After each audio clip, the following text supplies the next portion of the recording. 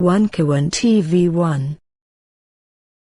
Assalamualaikum warahmatullahi wabarakatuh. Kami akan menyampaikan pada Anda pemirsa mengenai Papa dan gugatan pengadilan pidana dan perdata terakhir oleh Bro Egy Sujana terhadap kebohongan yang namanya Joko Widodo. Papa adalah gambaran refleksi cerminan kualitas Gibran yang tidak bisa sembunyi lagi.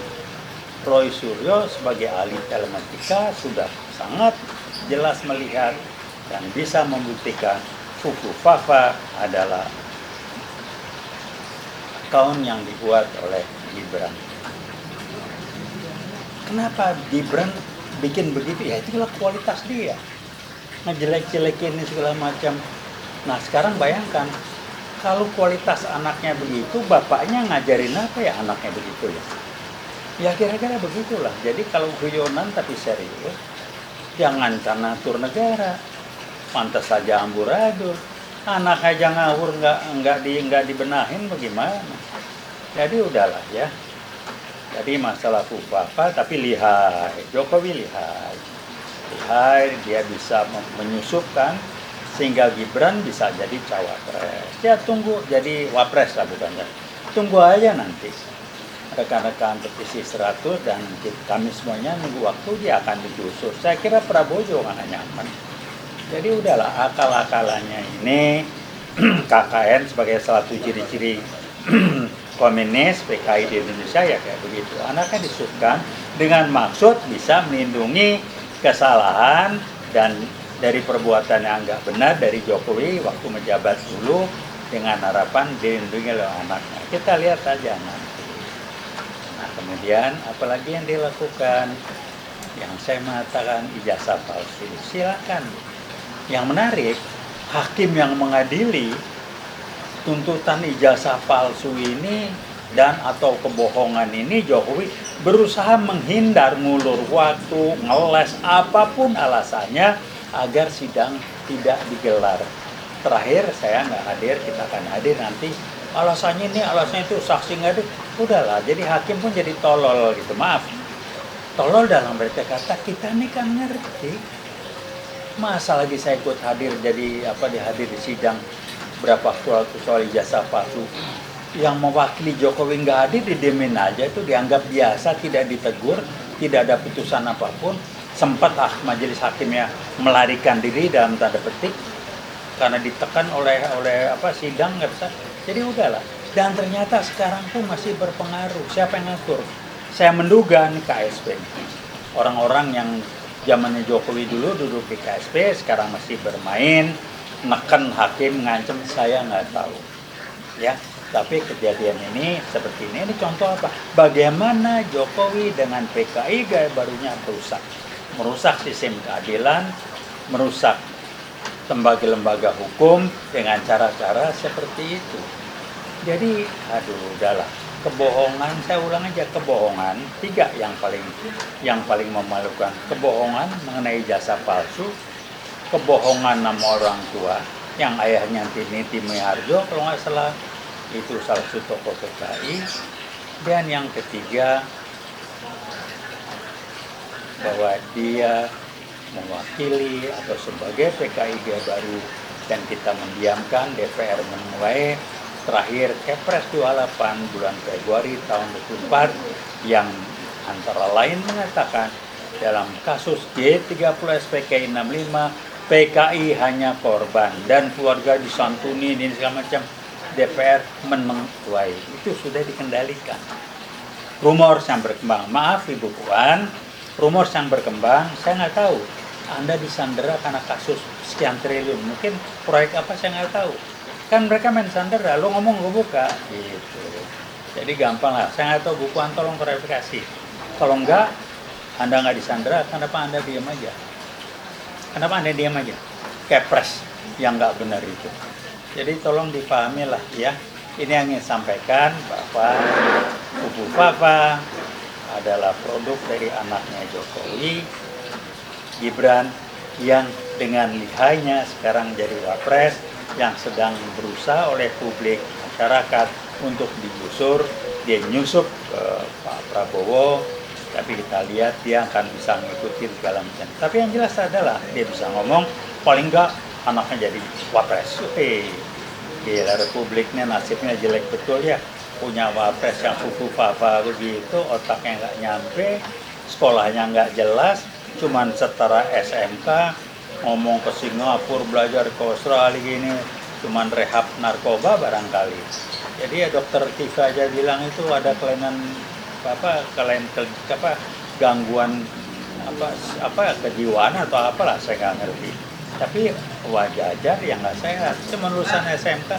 Jadi pertanyaannya ngapain bertahun-tahun 2-3 tahun di Singapura?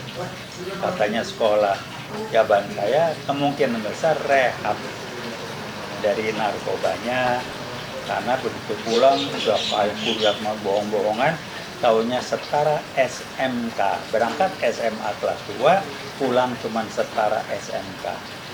Halo, Bapak, kapasitas Anda cuma segitu aja, silakanlah Anda bisa ngacak-ngacak. Mari kita bayangkan 10-20 tahun mendatang, generasi muda kita akan geleng-geleng kepala dan tertawa geli. Wah, pernah ada periode kita nih malu betul ya, punya generasi, punya wapres yang kayak gitu, dan tidak ada tindakan. Kami mengharapkan, saya kira Anda juga bersawan mengharapkan Prabowo bertindak tegas, tuntaskan kasus kilometer 50.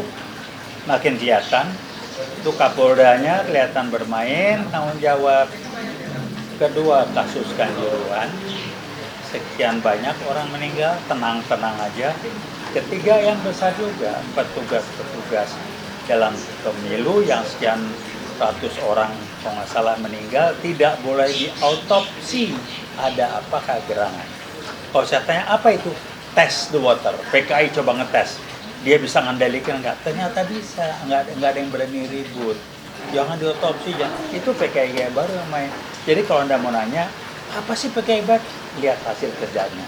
Jangan lihat fisik PKI baru muncul, lihat hasil kerjanya yang seperti itu. Ngacak-ngacak, merusak, dan lain sebagainya.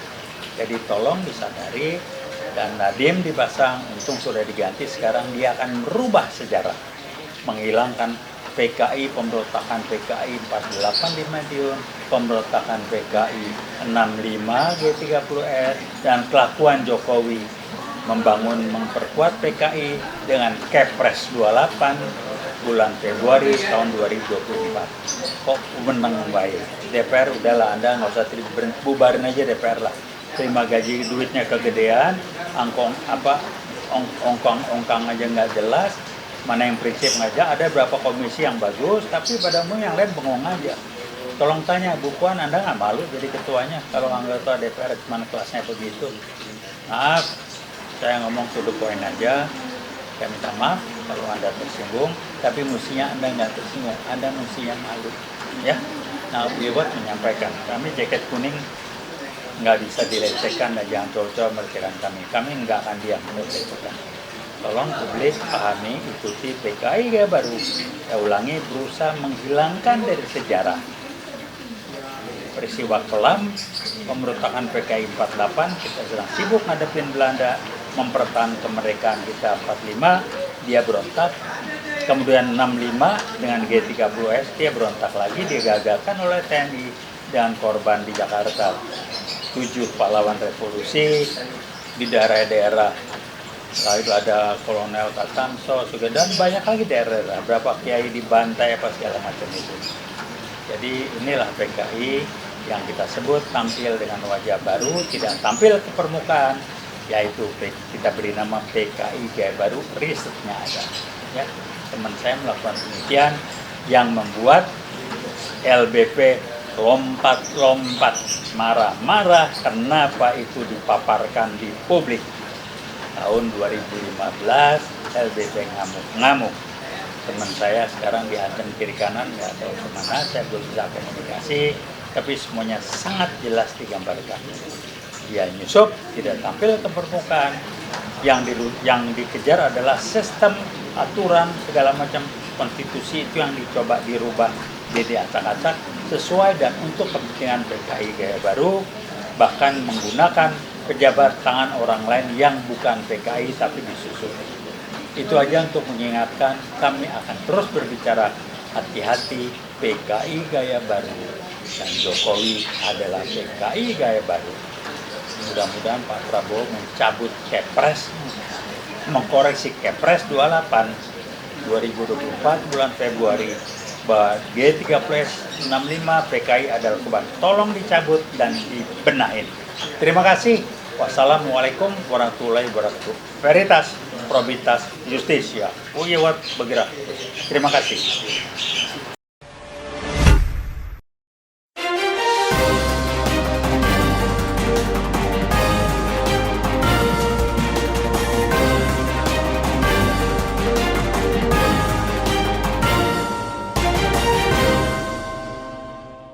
One Kawan TV 1